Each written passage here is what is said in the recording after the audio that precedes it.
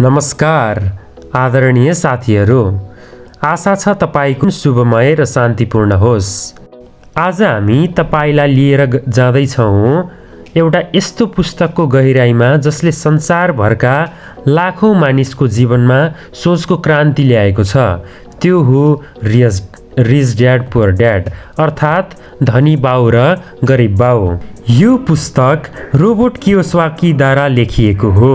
उनले आफ्नो जीवनमा दुई फरक प्रकारका पिताहरूबाट सिकेको अनुभवलाई साझा गरेका छन्। एउटा छ गरिब बाउ पुअर ड्याड र अर्को छ धनी बाउ।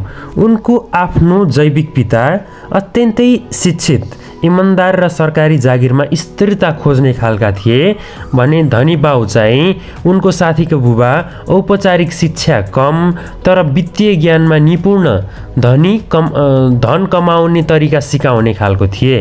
प्रमुख भिन्नता के थियो भन्दाखेरि सोच थियो।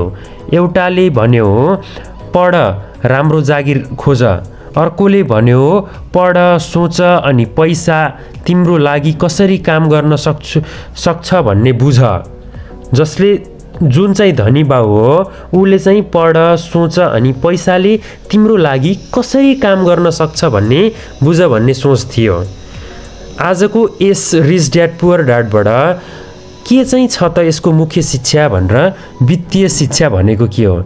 धनी बाउ भन्नुहुन्छ धेरै मानिसहरूले स्कुलमा गणित पढ्छन् तर कहिले वित्तीय गणित पढ्दैनन्। उदाहरणका लागि तपाईले बैंकमा पैसा जम्मा गर्नुहुन्छ तर ब्याज, कर, मुद्रा र लगानीको सम्बन्धमा बुझ्नु भएको छ? सम्पत्ति र दायित्वको बीच भिन्नता। धनी बन्न चाहनुहुन्छ भने सम्पत्तिहरू किन्नुहोस्, दायित्व होइन। जस्तै तपाईले घर किन्नुभयो जुन तपाईले आफै बस्न प्रयोग गर्नुहुन्छ, त्यो चाहिँ तपाईको लागि दायित्व भयो। त्यहाँ घर प्रयोग गरिसकेपछि त्यहाँ सोफा किन्नुपर्छ, सरसफाइको सामान किन्नुपर्छ, खर्च हुन्छ।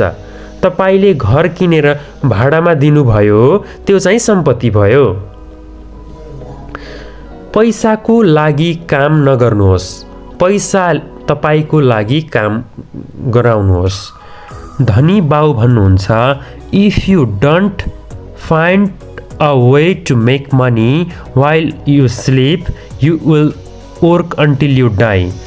तपाईँ जागिर गर्दै हुनुहुन्छ भने तलब आउँछ मात्रै तपाईँ काम गर्दा। तर तपाईले सेयर, व्यापार वा रियल इस्टेटमा लगानी गर्नुभयो भने त्यो निदाउँदा पनि पैसा बनाउँछ। डर र लालचले हामीलाई नियन्त्रण गर्छ। धेरै मानिस काम गर्छन् किनभने उनीहरू डराउँछन् भोलि के होला। धनी बाउ भन्नुहुन्छ डर नियन्त्रण गर्नुहोस्, भगवानलाई होइन बुद्धिलाई सुन्नुहोस्। उदाहरण, शेयर बजारमा धेरैले डरले पैसा निकाल्छन् तर धनीले त्यो मौकालाई अवसरको रूपान्तरणमा गर्छन्। सिक्न मन पराउनुहोस्, कमाउन होइन। धनी बाउको विचारमा म काम गर्न चाहन्छु, पैसा कमाउन होइन। यो सोचले दीर्घकालीन मूल्य सिर्जना गर्छ। धेरै मानिसहरू यो पुस्तकबाट प्रभावित भए। सन् 2000 पछिको यो पुस्तक 50 भन्दा बढी भाषामा अनुवादन भयो। भारत, नेपाल, बङ्गलादेश लगायतका थुप्रै मुलुकका युवाहरूले जागिरभन्दा पहिलो सोच बदल्ने यो किताब पढ्न थाले। सुरुमा तपाईले आफैलाई तलब दिनुहोस्। हाम्रो लागि व्यावहारिक सुझावहरू। सुरुमा तपाईले आफ्नै लागि तलब दिनुहोस्। हर महिनाको अन्तिमबाट पहिलो बचत र लगानी छुट्याउनुहोस्। सानो रकम भए पनि लगानी गर्न सुरु गर्नुहोस्। जस्तै म्युचुअल फन्ड, डिपोजिट वा अन्य सेयरको अभ्यास गर्नुहोस्। आफ्नो खर्चको लेखाजोखा राख्न थाल्नुहोस्।